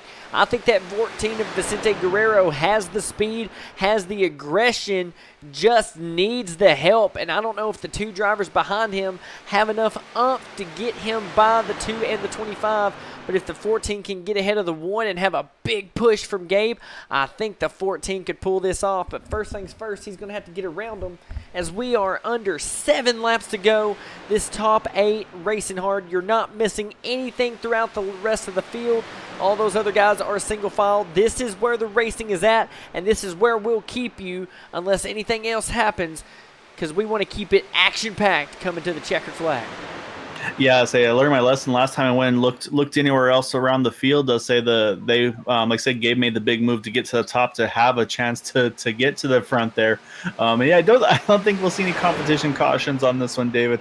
I won't say we won't see a caution, because again, at some point these guys are going to start to get a little greedy and start to draft a little closer, push a little harder, and that's when mistakes can happen. So it's definitely not out of the running as of yet. So it's going to be fun to the end here. And yeah, these guys are going to be pushing hard to the end. And but yeah, right now they're talking about those temperatures and stuff. And it's surprising. I mean, it's only 71 degrees ambient, 86 now track temps. You wouldn't think it'd be affecting these trucks as bad as it is. And, you know, when you have these temperatures and these engines getting hot, these guys have too much on the line to be blowing these engines, especially with 6 coming to 5 to go here. But eventually, with about 2 laps to go, if they've got these engines cooled off, they're not going to care about the temperatures, are they? They're going to push as hard as they can, and I really think that's going to benefit that outside lane, because Kevin has been behind that too, and he might be managing temperature most of the race. but you think when it comes down to the end, the 14 has a better way to peek out for air, as you see him trying to get air to that nose, trying to cool that thing off a little bit, and they're trying to stay in touch on that outside lane, it looks like, Gael. Just setting themselves up for those final couple of laps. But we're under 5 to go, and it looks like they're on the grid, right? 2 by 2 by 2 by 2 as they race off into turn 3. This is not only a race for a win, but this is a race to continue on in the playoffs. And we know how important these Area 51 championships are. There's a big prize at the end for these drivers, and each one of them would love nothing more than to go after that prize. But they've got to get around Kevin Freeze, don't they? Yeah, I say first they got to try to keep that 25, get them locked or off of the bumper of that 2. And I think that's, like I said, I think that's what it's going to take. Is you're going to have to start to get aggressive. You're going to have to. You see, Gabe, he's being generous right now. He's running the dotted line there. He could start to kind of go about half a truck in to really squeeze them down on that yellow line as they come out of the turns. Try to slow that momentum up on the bottom. And then, of course, then when you get through that final trial stretch to the finish there, same thing, keep them pinched. Maybe rub a little bit of doors there, just within reason. Of course, you don't want to lose that incident-free race, of course, as well. As I said, Eric Laurie down on the apron.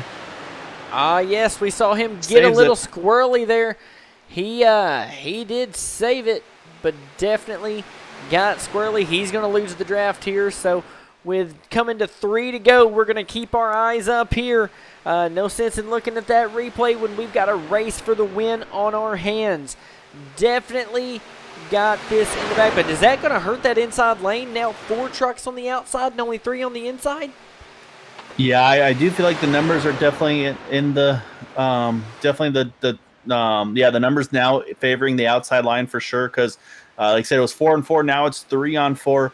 I think it's going to depend on that third truck, depending on how tight they are to that 2 in front. So you can see right now it's maybe about a nose or so, I'd say, from the 90 to the 25. And I'm sure at some point Kevin's going to be telling the 90 there of Gary Jenkins, hey, I need you a little tighter on me to give ourselves the chance for a best finish. And then, we'll be watching the 59, how tight he stays on the 14, as well as that 74 Robert Jordan. But we're getting down to it here with 2 to go. Right now it's anybody's guess. Like I said, it's just going to be who gets that late race charge at the end there, get the right push at the right time. Absolutely. We see Kevin Freeze sitting there trying to push the 2 of Brian Wang way out ahead, because he knows if he can just get clear, he can move in front of Gabe Butler and try to take yet another race win. But as they race down the backstretch, that outside lane starting to show the steam they got. I don't know that they're too worried about temps anymore as they come through 3 and 4. If they can make it to the line, they know they can make it to the end, and we'll have a complete green flag race here to the end. 2 to go in 3 and 4. Gael, what are you seeing here coming out of 4? I was watching Gabe. He was running a little lower through, like we talked about. He was running a little lower through the tribal, just kind of cheating that dotted white line on the inside line. So watch him to do it again here in 1, because like I said, the backstretch off of turn 2, this is where the outside line gets the biggest run here, as we do get the white flag. So we know at this point it will be an official race, and Gabe is just inches off of the nose of that number 2 truck to try to nose his truck ahead. Like I said, these guys are going to be pushing now. I don't think we'll see any trucks trying to breathe here as we go down the back here as Gabe starts to push forward. Absolutely. The 14 stuck to the 1. The 25 stuck to the 2. Coming down the backstretch. Give the advantage to the 1 of Gabe Butler as he goes through 3 and 4. The inside lane going to get that shorter distance. But look, Vicente Guerrero going to kill the momentum on the outside lane. He wants to get points on some of these playoff guys. And there goes Gabe Butler's chance at a win. But will Kevin Freeze get clear? Will he try to make a move in the tri-oval? Coming to the line, he's going to stay there. And it's going to be Brian Wang. Oh, and we've got a crash right there at the end.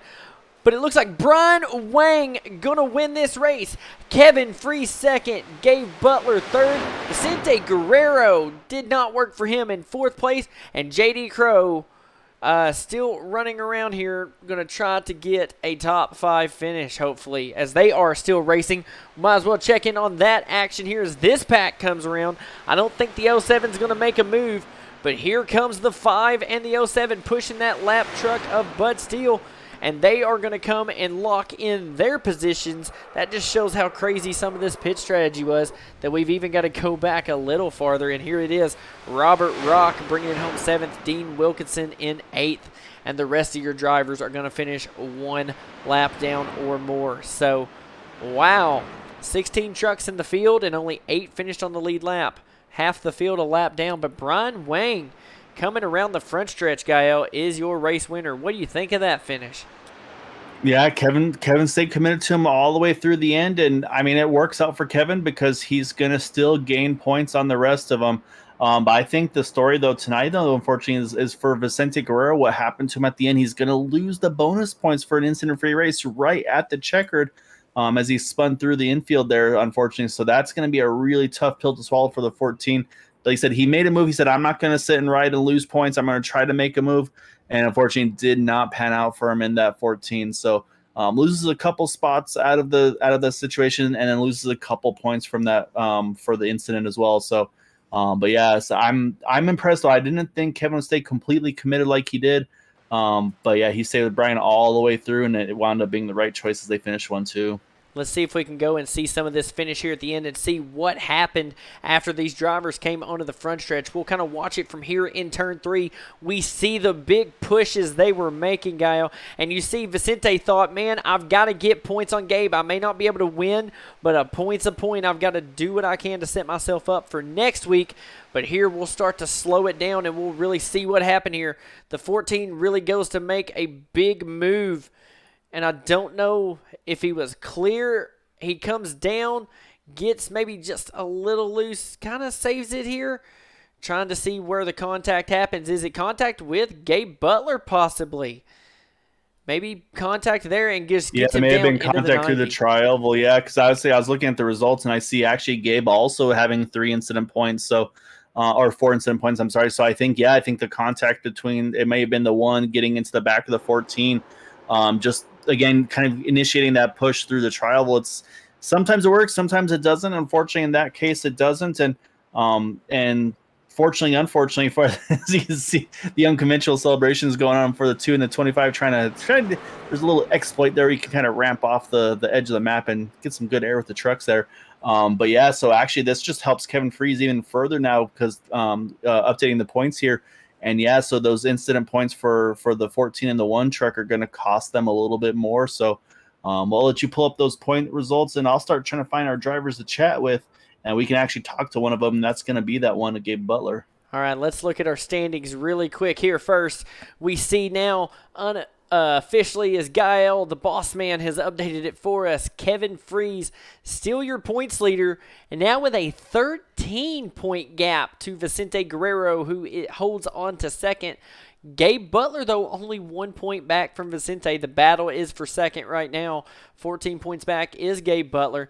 Dean Wilkinson with an okay night keeps him there in the 4th spot in points. Already 18 points back, though. 5th place, Jay Hilliard, not the night he wanted, but didn't lose any positions in the points, but definitely didn't gain. 22 points now behind our leader. Robert Rock, though, gains a position, and so does J.D. Crow over Robert Duvendak, who did not make the field tonight. Robert Rock, only 24 points back, and J.D. Crow, 29 back. Robert Duvendak, with missing the race, 56 points out. That's going to be his championship run, I would say, over with just 2 races to go. So there are your point standings after that event. And now, like he said, we've got to go back and talk to our top 3 finishers. And we're going to start here talking to Gabe Butler. Let's see if we can get him pulled up here with us.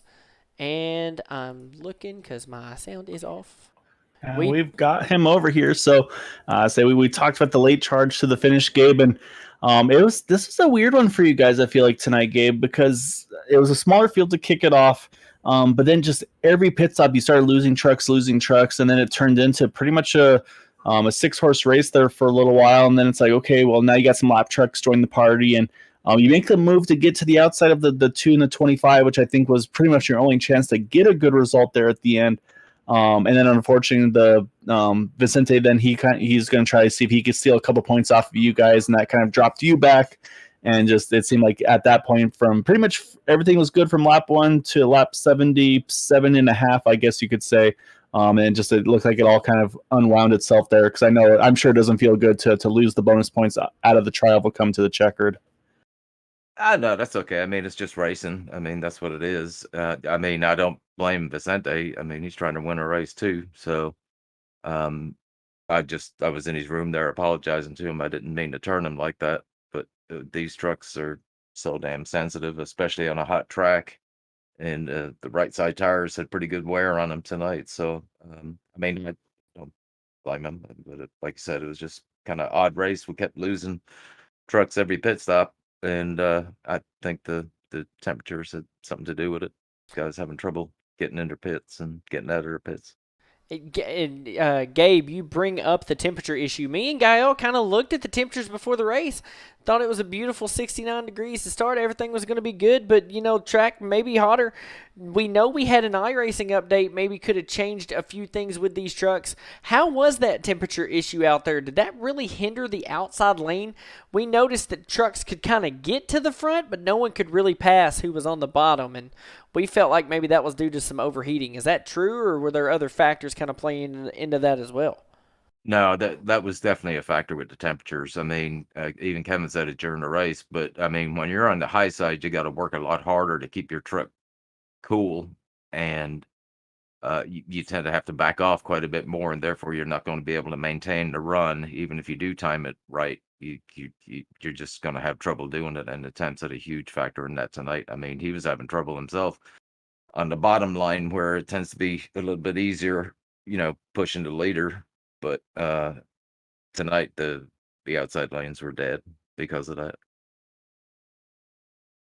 Yeah, definitely. It's crazy how a little thing makes such a big difference with these trucks. But I say when you kind of turn these things into a science like you guys are able to do, I mean, it shows that how much of a swing those little things can be. So obviously halfway through the playoffs, still got 2 to go. And I mean, right now, obviously Kevin's able to extend out just a little bit the lead and say now 13 over Vicente, 14 over you. But obviously anything can happen over the course of a season, especially these last 2 races. But I mean, I'm guessing for you, first off, like you're thinking, all right, we got to get some more trucks over here to give me a better chance, because even a bad race isn't going to drop you way down the running order when you've got a smaller field to your time. So is that one of the things where you're kind of maybe hoping for a few more trucks to roll in to make a better chance to just have a chance to get those extra points on a Kevin or Vicente there? Of that, but it also makes it a little bit more exciting for people watching. It's kind of difficult to broadcast and racing when you have a small amount of trucks like this. I mean, the racing was pretty decent, but unfortunately we kept losing people on the pit stops. But yeah, I mean, the more trucks the better. It makes for much better racing. Absolutely. Well, Gabe had an awesome third place finish tonight, keeping yourself in that points championship hunt. Right now, before we let you go celebrate with the team, though, we want to give you a chance for any thanks and shout outs that you might have for that third place finish here tonight.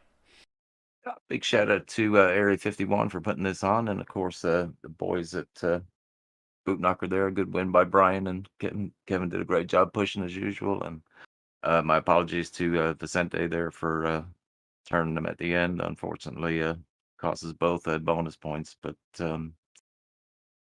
and of course you guys for putting on a wonderful broadcast. So All right. Well, Gabe, congrats on that third place finish.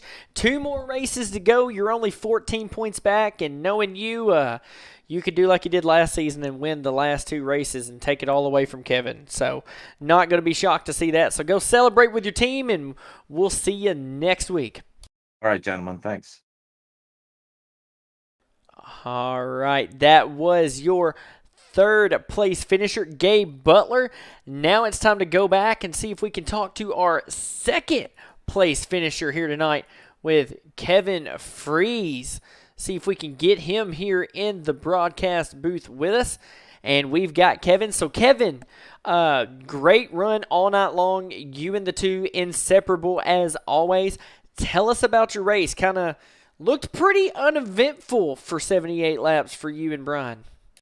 Yeah, it was a really solid race for the two of us. We were able to have good pit stops and able to stay green. So that was nice. We had a couple of good battles there, but I really think, and I said it on the race chat, that I think the track temperature, while it's a nice challenge to have the track temperature higher, it just makes that top line so much harder because by the time you get there, once that truck on the outside hits clean air, it has a tendency to stall a little bit. And it just makes it that much harder for the top to clear when the track's hot because the bottom, as long as you're smart with the way you position your truck, you do not have to work for about half the lap to maintain your position. Yeah, it's crazy. Like, I mean, and that's something Max and I are talking about. When you two get hooked up together, you and Brian especially, I mean, it just seems like you guys are the same mindset. Like you already without even having to talk, it's like, okay, I'm gonna position my truck here, and I'm gonna be pushing you here, and when the other needs to cool off a little bit. And just it seems like you guys are just completely in sync throughout the race tonight. I mean, obviously after that first pit stop, you guys get 1-2, and then you pretty much you don't relinquish it the rest of the way. I mean, like I said, it was a really really stout effort between the two of you. The one I do have to ask is say getting a little greedy. I mean, were there any thoughts at the end of like, hey, maybe I try to make a jump to Brian at some point if I feel like I have a chance to see if I can maybe slingshot around him or steal a push from somebody out of the tri-oval, or was it, hey, we're going to stay like this because if we make a move, it's just going to open up chance for troubles for the both of us? It for me, even all throughout a champion, like going for a championship, it's all about the consistency. It's nice to get the win, but Brian came in here to race with me, and I'm gonna stick with him. Like coming out of the pits, I think that first green flag cycle we came out.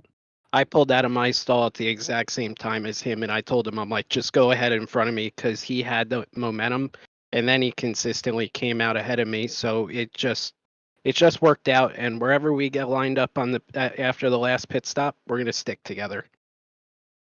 Absolutely, that's a good strategy to have. And speaking of that, we know, Kevin, your secrets. We know that you love to be the pusher when it comes to a two-truck tango.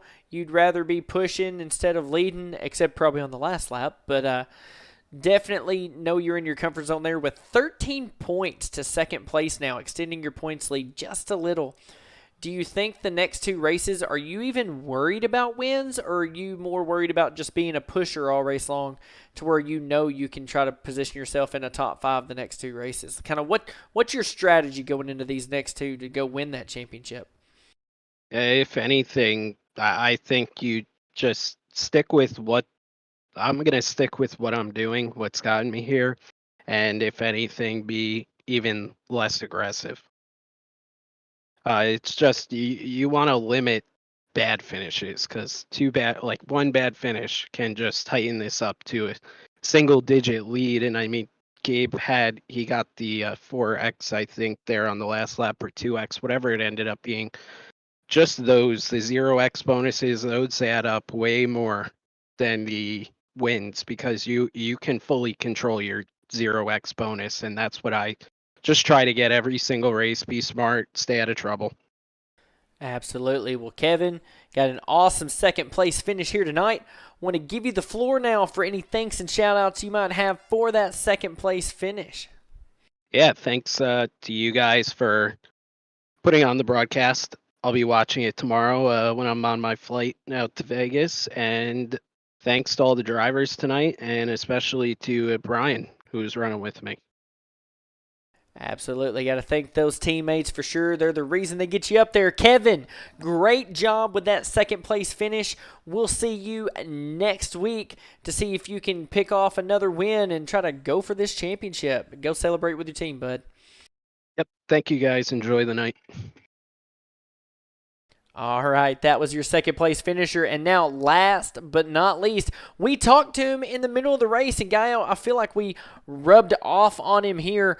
We got to talk to our race winner, Brian Wang, because, without talking to us, he would have never made it to that front. No, I'm just kidding. He had a great run here tonight. So, Brian, tell us about your race, man. Like I told Kevin, kind of uneventful for you and him. You got to lead the most laps for sure. And coming to the end, still was able to pull off that victory. Tell us about it.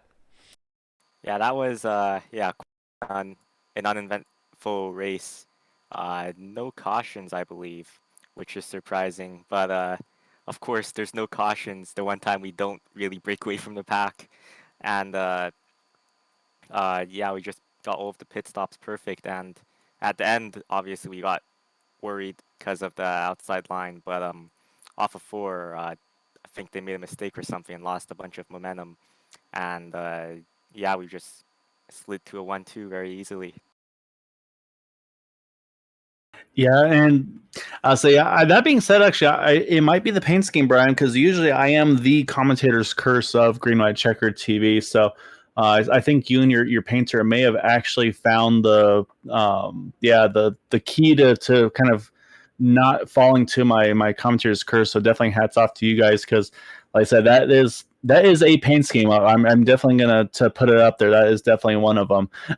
But no, I mean, you've hopped on here pretty recently, but I mean, obviously, I know you fairly well. You've been racing with Area 51 here and there before, and then you kind of took a little hiatus and then came back here recently. And I mean, you've just been on fire with Kevin. Seems like I said, I feel like at one point I talked about the Groover twins when they would get lined up. It was almost like they were kind of just thinking the same thing, and they're one of the more potent duos in the league. I'm going to put you and Kevin a step ahead of them, because, I mean, it seems like when you two get locked on together, I mean, it is near impossible to find a way around the two of you. I mean, is that just from experience racing with each other, or is it just you two are so similar in the way you drive? Because, I mean, it's really impressive to watch. It just seems like as soon as you get locked up, it's one of those situations where you feel like telling the field, like, yeah, good luck getting by them. Yeah, I don't know. I don't know if we have a similar driving style or not. Yeah, I don't know about that. But yeah, we have been racing each other for quite a long time. Like I've raced around him since like a year and a half ago. So yeah, definitely know his driving style quite well. And yeah, I guess we just make it work, us two. So, Brian, last question here for you, bud, before we let you go. But, not being in the playoffs, you're kind of being spoiler up here, trying to take some of these wins, some of these victories away from your teammates who could desperately use them for the championship. Is your goal the last 2 races to continue to lead the most laps, dominate and win these races, and make them battle for a championship without the wins? Or what's your strategy here with teammates? Because it's kind of surprising, to see playoff guys having to finish second behind you, even though we know you're lightning fast. Yeah, my goal for the last 2 races is just to help Kevin secure the championship. I believe he's already in the lead, and yeah, he's definitely content finishing second as long as it's behind a non-playoff driver like me. And I guess he's just more comfortable pushing. But yeah, next few races, gonna have to help out Kevin a lot if it gets close in the championship. So he's content with second, and you're content with winning all day long, aren't you, Brian? Great job here tonight, bud. Want to give you the floor, though, for any thanks and shout-outs that you might have for that victory here tonight. Let's hear who you got to thank here. Yeah, thanks to you guys, of course, for broadcasting. Thanks to everyone at Bootnaka, Kevin, of course. Thanks to all the admins, everyone that runs Area 51. And shout out to my friend Owen. He kind of inspired me with this paint scheme. We were joking around about how we should make a paint with satirical sponsors. And yeah, obviously, last week we had the cow, and this week we have a fish on the left side. Absolutely. Well, Brian, hey, great looking paint and great victory here tonight. We're going to let you go back and celebrate with your team, but we'll see you next week to see if you can pull it off yet again. Congratulations, bud. Have a good one. Thanks. All right, that was your winner, Brian Wang, here tonight. And now it's time to see if we can go back live here as we get ready to wrap up here tonight. Looking over the Talladega Superspeedway, it's time to see your final race results here as they show up on your screen. Remember, your playoff drivers are in green, but Brian Wang not in green. He gets the win here tonight with teammate Kevin Fries finishing second, Gabe Butler third. That is a Team Bootnaka top 3. Vicente Guerrero getting spun there at the line, but not losing too bad, finishing fourth. JD Crow, though, coming up in the 5th position after last week, kind of gaining a little bit of ground, but not any on Kevin Freeze. Going to have a big hole to climb out of the next 2 weeks. Robert DuPont going to come home in 6th. Robert Rock in 7th. Dean Wilkinson 8th. Robert Jordan 9th. And Jay Hilliard, your last playoff driver of the night, rounding out the top 10. Outside that top 10, guys that wish they could have had some better nights. Gary Jenkins in 11th, Eric Lurie 12th, Bud Steele 13th, Bob Fitzgerald 14th, Seth Groover with that penalty, just no caution to recover from that. And 16th will come to Randy Miner, who finished 34 laps down after retiring mid-race. There is your race results tonight. And before we let you go, Gael, what's your final thoughts about tonight? Kind of a interesting race. I'm not going to say it was a super duper exciting, battles constantly kind of race, but it definitely didn't disappoint there at the end either. Yeah, no, so you're never going to get those when these guys are running at 110% lap after lap every week. But yeah, it turned into a bit of a strategy race, and then honestly, not attrition, if you will, but it turned into that race of minimizing mistakes, of just making it on off pit road cleanly. And then, yeah, once we got to the end of it, it was 4 trucks that busted through there, and those are the 4 going for the win at the end. And unfortunately, the contact between the 1 and the 14 through the tri-oval, but it sounds like they got that squared away pretty quickly. And that's what I love about the league is there's an incident, they say, hey, we're going to talk about it right away, apologize for it, and move on to another week. So, but I think, again, the story of the night, though, is still that 2 and the 25. When those two get hooked up together, the field is in trouble. So I think going forward, these guys got to find a way to break those two up. I think that's going to be the key to winning these future races. Absolutely. And, those two are dominant, but you're going to have to come back next week, guys, to see who is going to be able to stop that domination and see if they can't take the win from Team Bootknocker next week. But before we do that, we've got a couple more races coming up, don't we, Gael? Sunday night, you have the Area 51 Xfinity Series taken to the high banks to, I believe, correct me if I'm wrong, but to start race 3 of 4 in their playoffs, coming down to the last 2 events. And then on Tuesday night, you have the Dark Horse Area 51 IndyCar Series on Tuesday night.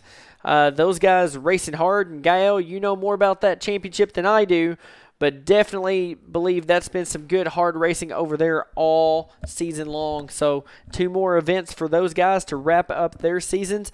And then finally, don't forget, next Thursday night, we're back here at the Talladega Superspeedway yet again. We'll see if a few more cars decide to show up to add to that number so we can see some of that 3 and even 4 wide action that we're used to seeing with these truckers. So for myself and Gael Brooks, we are signing off here tonight. We want to thank you for tuning in, and we hope to see you next time. Have a great night, and we'll see you soon.